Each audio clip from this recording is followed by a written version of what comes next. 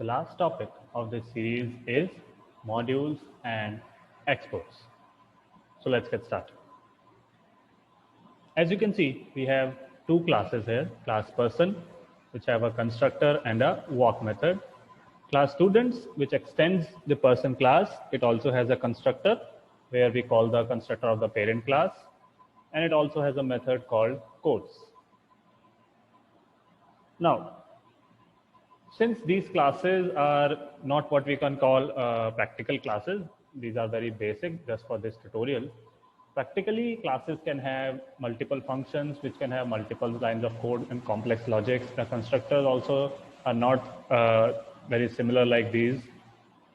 So when we have multiple classes in a single class, the code becomes somewhat hard to maintain. The codes become bloated. So now JavaScript has the concept of modularizing the code, that is only one class per file. Previously, this concept was not natively in JavaScript. We had to use third-party plugins for that, but now this feature is there natively in JavaScript. You do not need any third party to create modules or a single class per file concept. So what we are going to do is we're going to cut out this person class from this file app.js. We're going to create a new file. We'll save it with the class's name only, that is person.js. Put that code here. Now this file is a module. This class or the whatever code in this here, this is one module. We will also cut out this class student from app.js. We'll create another file, call it student.js. We'll put that student class here. So now we have two modules, student and person. But the main problem here is modules are private by default, or the code within a module is private by default. That is, it is not visible to other modules or other files.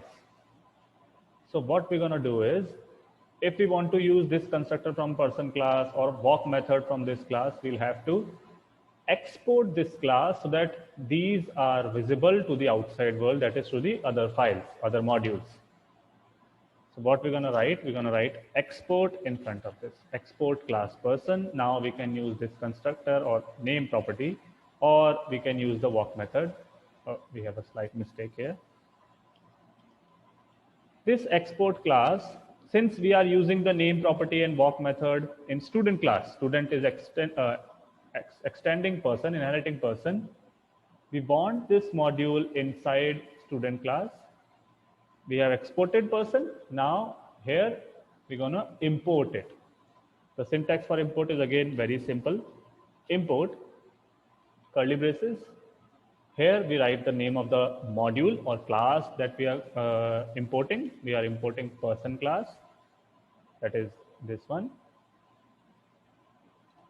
From here we have to use the relative path of the file person.js in quotes.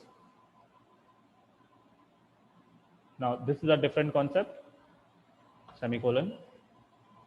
This dot / this implies that the person file or person.js is in the same folder as student.js.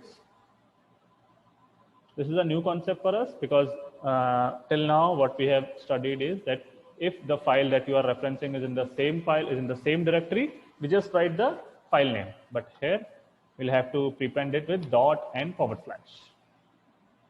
Again, another concept, since we are right now in vanilla JS, in plain JS, here we have to write the file name, prefix the extension.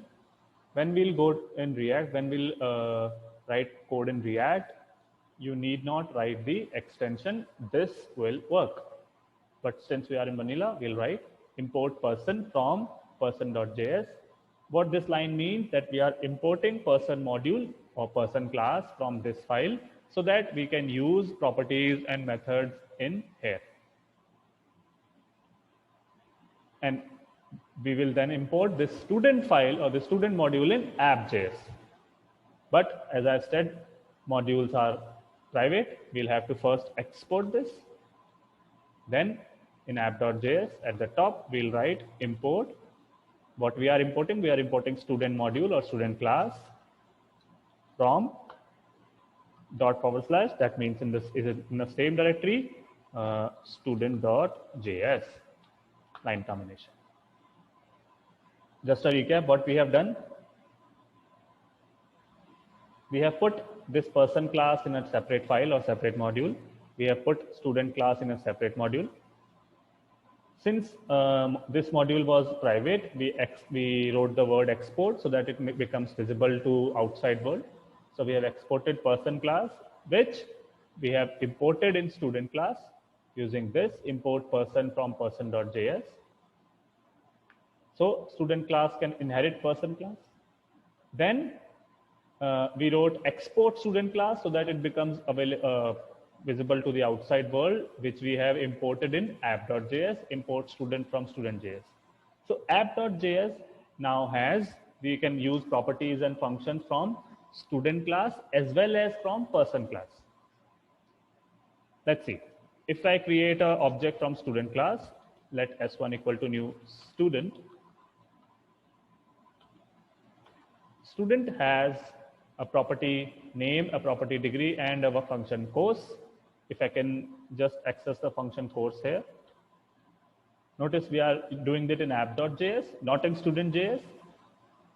If you go to our browser, refresh, you can see the student, whatever it was in there in the student function, it is being outputted. And you can see that it is being outputted from student.js, not from app.js. If I can see our HTML file reference app.js. Yes, but in order for this to work, when we append app.js in our HTML, we'll have to put in an attribute type module. That is, app.js is working as a module. That is, we have modularized our code. If you not write this, the module thing will not work. So in order to use modules, to use classes as modules, we'll have to write in our script src type equals module.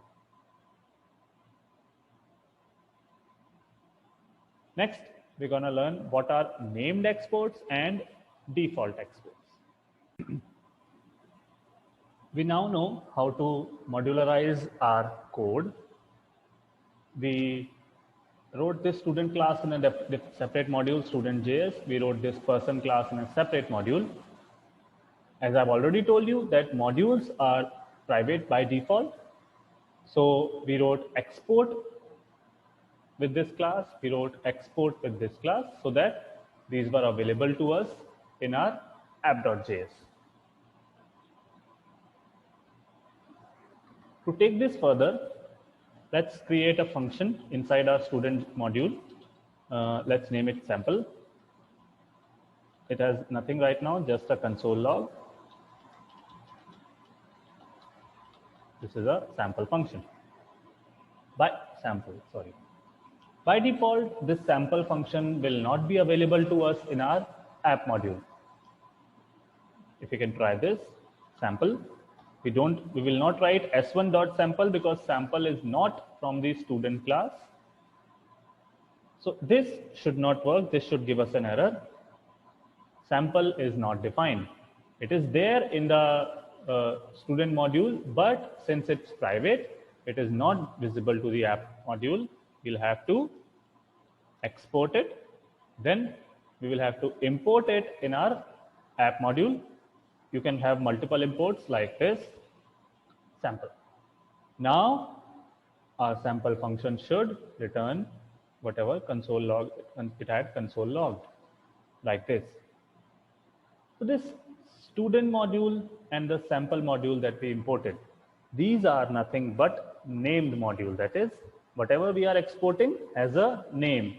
Sample that we exported, it has a name, sample, and student that we exported, it has a name, student. These are named exports. Now, there is also a concept of default exports.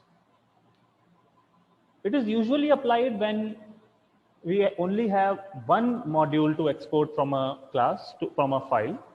That is, if let's assume we do not have this. So this file only has student class that it can export. So what we can do is we can put up keyword default in front of this, that is export default. That is, it is the main thing that is exported from this module. It is the only thing that is exported from this module.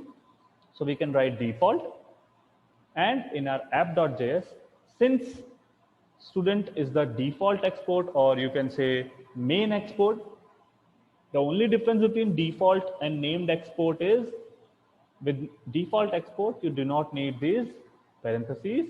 It will understand what student is and will import the appropriate code. Since we do not have the sample exported right now, this will also work. Now student is the default export or the only thing exported from this module.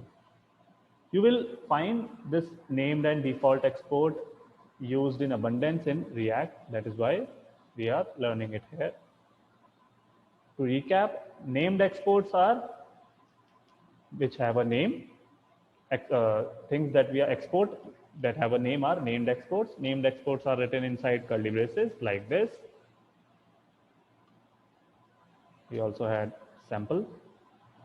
Default exports are used when we only have one thing to export from a module, and default exports do not need the curly braces.